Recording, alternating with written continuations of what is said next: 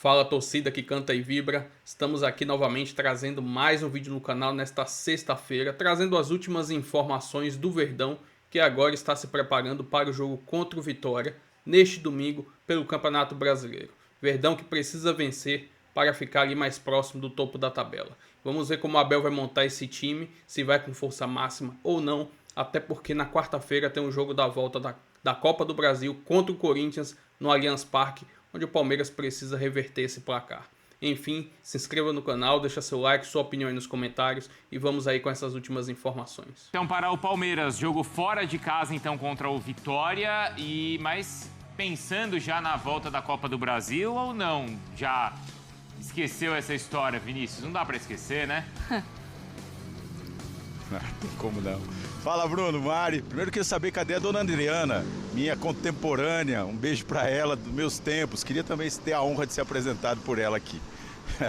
Mas é o seguinte, não tem como esquecer não, Bruno. É uma sequência difícil do Palmeiras, tem a decisão da Copa do Brasil e por isso o técnico Abel Ferreira, a gente já pode prever isso, vai ter muitas mudanças, o Palmeiras vai ter muitas mudanças para esse jogo contra o Vitória. Abel Ferreira vai poupar, vai preservar alguns jogadores. São três motivos aí. Primeiro é a sequência de jogos do Palmeiras. Em 14 dias o Palmeiras fez 5 jogos e nesses 5 jogos ele utilizou o time principal. Não descansou ninguém nesses 5 jogos, então esse é o momento. Depois tem a viagem para Salvador, o jogo domingo é 7h30 da noite, teria pouco tempo de recuperação dos jogadores e tem o jogo decisivo contra o Corinthians na quarta-feira, quando o Palmeiras precisa reverter o resultado, precisa de uma vitória, então vai precisar de muita energia. A gente já pode prever aí que o Giai, Piquerez, Aníbal Moreno, Lucas Evangelista, Maurício, Vitor Roque, esses jogadores serão preservados nessa partida contra o Vitória. A gente pode esperar então o Palmeiras bem alternativo para jogar lá em Salvador. Tem também alguns problemas no time, questão de contusões para o técnico Abel Ferreira, especialmente na zaga, porque o Bruno Fux sentiu uma contusão muscular na partida contra o Corinthians, o Murilo segue de fora, mesma situação do Felipe Anderson no ataque do Palmeiras, que também está fora, já voltou a treinar no campo, mas ainda não iniciou a transição com os companheiros, então está fora desse jogo. E aí a questão é como é que ele vai montar essa defesa. Gustavo Gomes, Benedetti e também o Mikael são as opções, apenas os 3 zagueiros para esses 2 jogos decisivos do Palmeiras, primeiro contra o Vitória, depois diante do Corinthians. Mesmo assim, o Palmeiras vai tentar manter a boa fase jogando como visitante nesse Campeonato Brasileiro. Vem de 3 vitórias seguidas na competição e como visitante são 7 jogos nesse Campeonato Brasileiro e 6 vitórias. Mas aí tem um outro problema do outro lado lá do Vitória. Vai estrear, olha só, quem? Romarinho, ex-jogador do Corinthians, já enfrentou o Palmeiras 5 vezes, nunca perdeu e tem 5 gols nesses 5 confrontos. O derby ainda não acabou, meus amigos. Pois é, quer dizer, não é que o derby é só na quarta que vem, já vai ter um personagem que costuma apimentar essa história no final de semana, Mari. E Vinícius Nicoletti. Também para o meu parceiro Pedro Rocha, que é o repórter do Povo, tá sempre com ótimas reportagens, divertidas, mas também com informação séria, meu velho. Chega aí para atualizar o noticiário do Palmeiras. Quero saber se o time vai poupar ou não nesse final de semana, até porque quarta-feira tem um joguinho que vale muito aí, né? Um tal de derby. Boa tarde.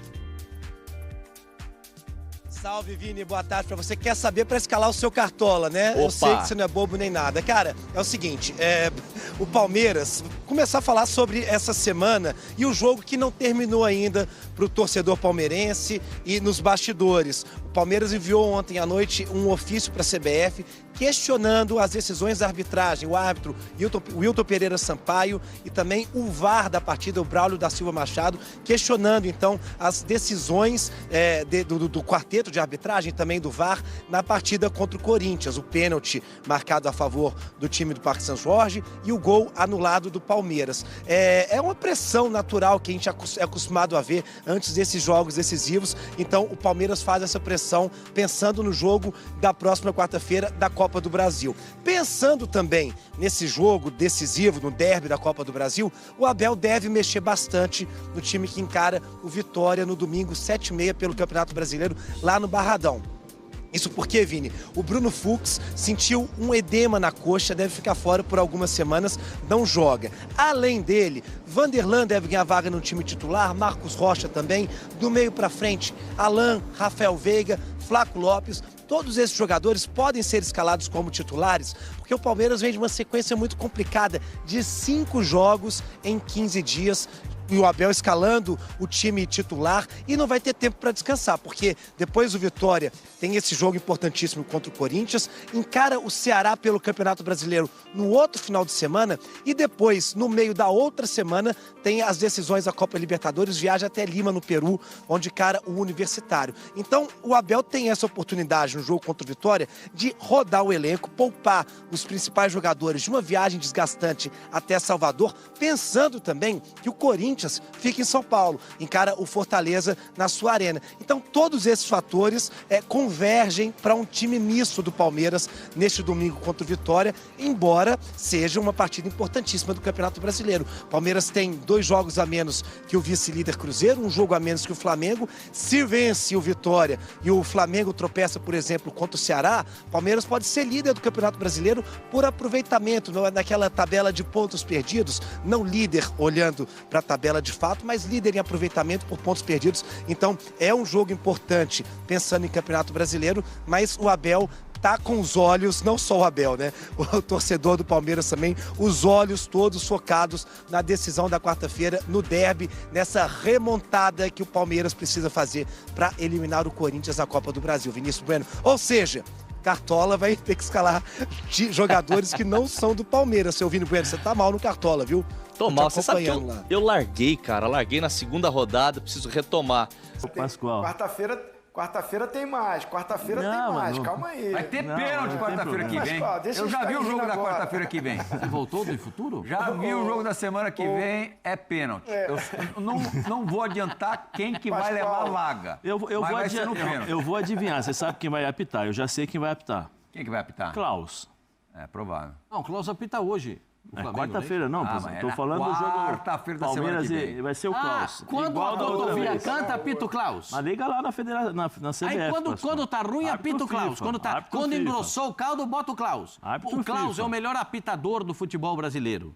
É o que mais conhece regra. Muito embora tem outro que vai fazer Copa do Mundo, é Mundial de Clubes, Escambau de Madureira. O da moda é o Abate. Hã? Ramon Abate Abel. O quê? É o da moda. Da moda. Mas quem apita, o cara que conhece regra e apita bem é esse. Agora, o cara só... às vezes tem... Sabe, outro dia apitou um jogo... falar muito de arbitragem. Outro dia apitou um jogo do Cruzeiro, apitou incontrolável. Hoje... Já vamos falar muito de arbitragem. Tetra, alguém mereceu vencer o primeiro jogo das oitavas de final entre Corinthians e Palmeiras? A gente vai falar sobre a arbitragem depois, né? Eu quero, nesse início, no meu destaque, falar mais do jogo. Eu acho que o Corinthians fez o melhor jogo dele com o comando do Dorival Júnior. A competitividade da equipe, a entrega, a determinação dos jogadores, a postura dos jogadores em campo. A gente está vendo aí o primeiro lance, o juiz não marca o pênalti, o VAR chama.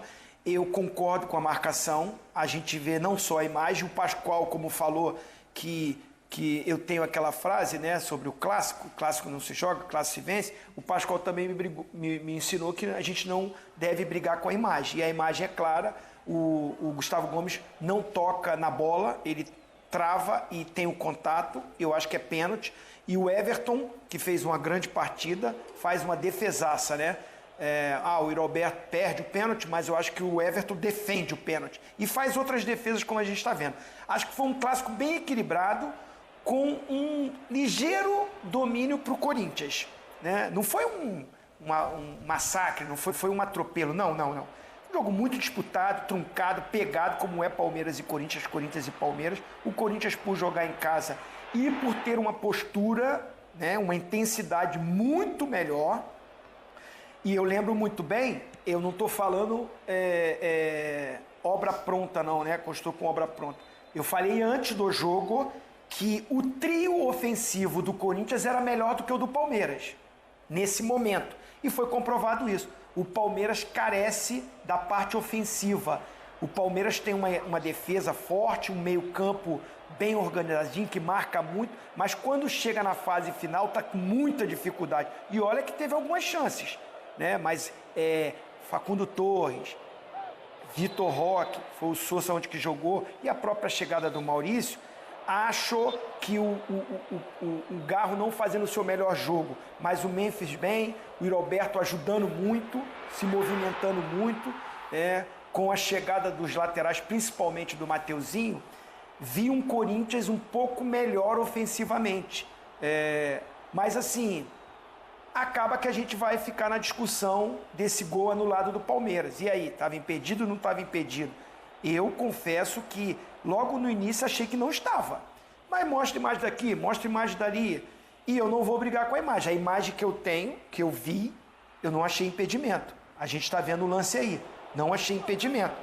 Agora, acaba definindo. O Corinthians fez por onde, fez um bom jogo, mas eu acho que o placar mais justo seria um empate.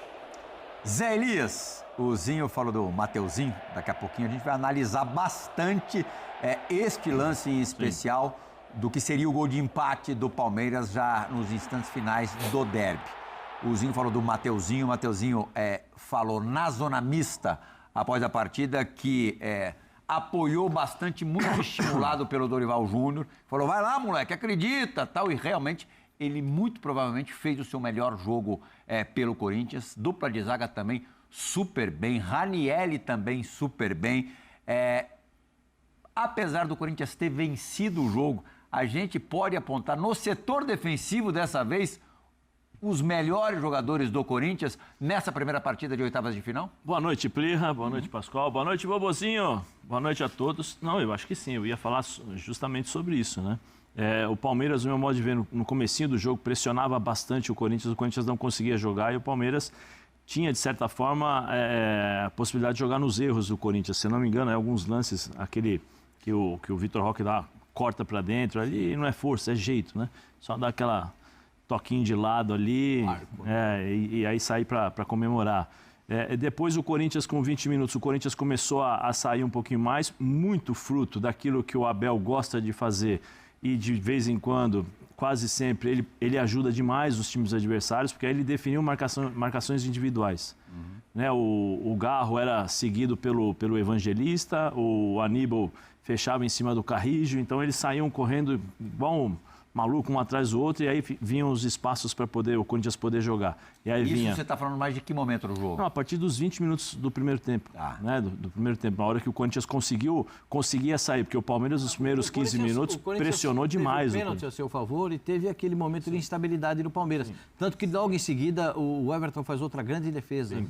Foi uns 12 termina o primeiro tempo em cima do Corinthians. Uns 12, 15 minutos o Corinthians foi melhor nesse período. Nesse período aí. Então, assim, o Palmeiras teve esse controle, por exemplo, pressionava a bola. Só que o Palmeiras não tem um jogador que possa criar jogadas. O Palmeiras joga no erro do adversário. Se o adversário não erra, ou se o adversário faz o simples como o Corinthians, a defesa bem postada, bem arrumada, joga a bola lá nos três e os três vão resolver a situação e nós vamos ficar aqui esperando o time adversário. O Corinthians fez isso.